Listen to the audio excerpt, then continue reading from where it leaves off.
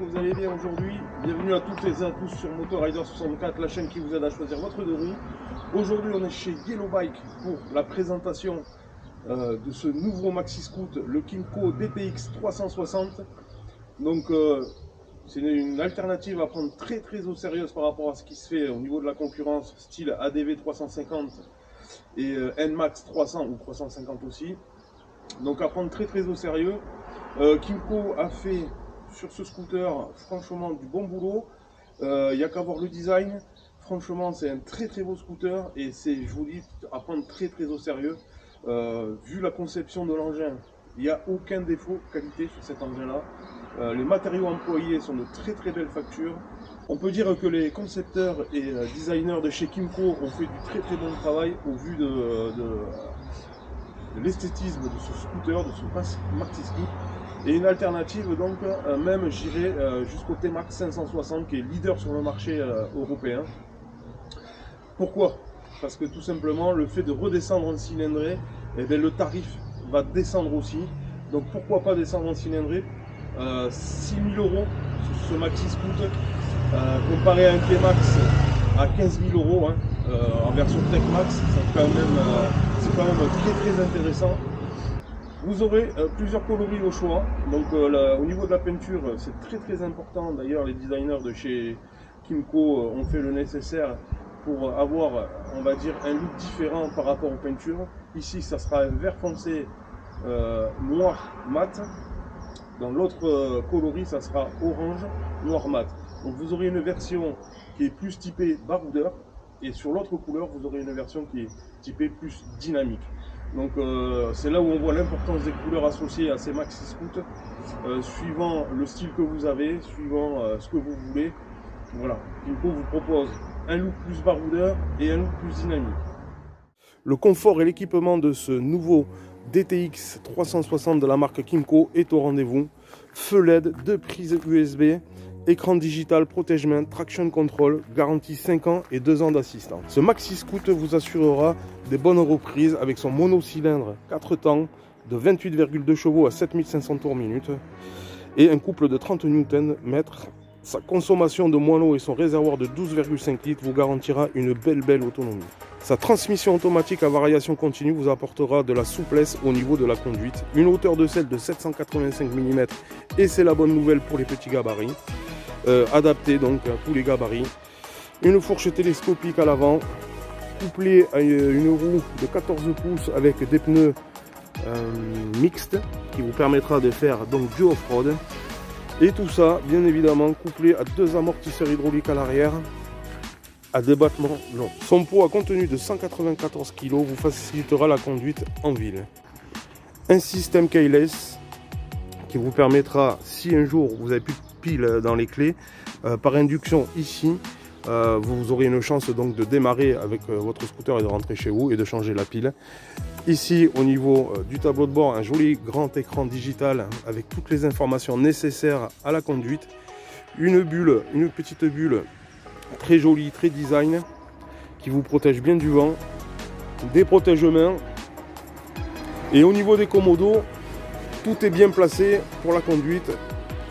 Les phares, les pleins phares, le klaxon. un traction control de série, des poignées de frein réglables et évidemment des rétroviseurs où on voit très bien derrière, ils sont très bien positionnés. Je vous montre ici, regardez, hop, une prise USB ici, c'est la deuxième, hein, les prises USB pour votre téléphone, ainsi que ici la petite boîte à gants où vous pourrez mettre les clés, et bien évidemment ici là une autre prise USB. Ça vous fait au total 2 prises USB sur le scooter, hein. Je connais pas beaucoup moi de comment dirais-je, de concurrents qui proposent cette alternative là. On est plus sur des fois des prises de 12 volts qui servent que d'alimentation pour recharger le téléphone. Donc une belle initiative de la part de Kymco d'avoir mis évidemment 2 prises USB.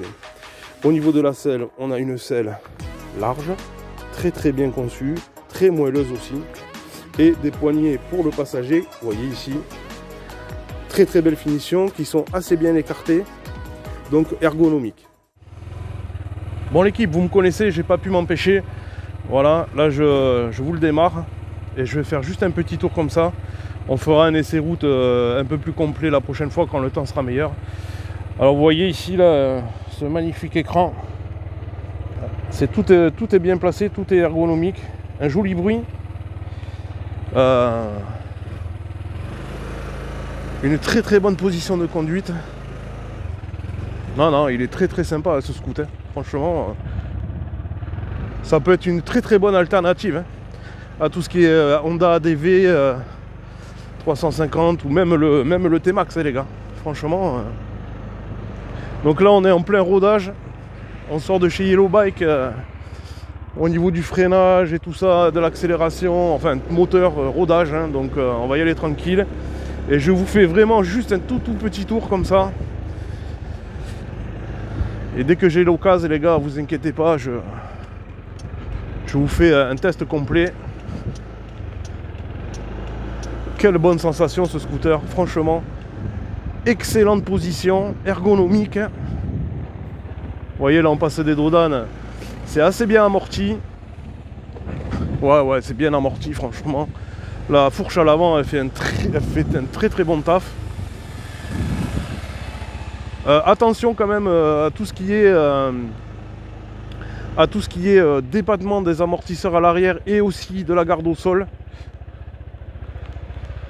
Parce que la garde au sol elle est basse, donc quand on vous dit que c'est pour faire du off-road, effectivement vous pouvez sortir du bitume et aller faire du off-road, mais il faudra quand même faire attention à la garde au sol et les débattements, même si c'est des amortisseurs hydrauliques qui sont assez longs. En fait la course est c'est assez court, le débattement il est assez court. Vous voyez là je viens de faire un petit demi-tour, je voulais voir un peu l'ergonomie de ce scooter là, et ouais je suis pas déçu, hein. Franchement je suis pas déçu, hein. Son poids de 194 kg est assez bien réparti. Ça vous permet donc voilà, de faire des demi-tours comme ça, surtout quand vous êtes en ville, hein, parce que c'est taillé pour faire de la ville, hein, ça. Au niveau du duo aussi, hein, le passager sera assez... avec notamment ses poignées ergonomiques à l'arrière, le passager sera ça sera confort, quoi. Voilà, ça sera confort pour le passager, donc ça c'est un bon point pour Kymco. Et franchement ce monocylindre là, ouais, il est très agréable, il claque pas trop.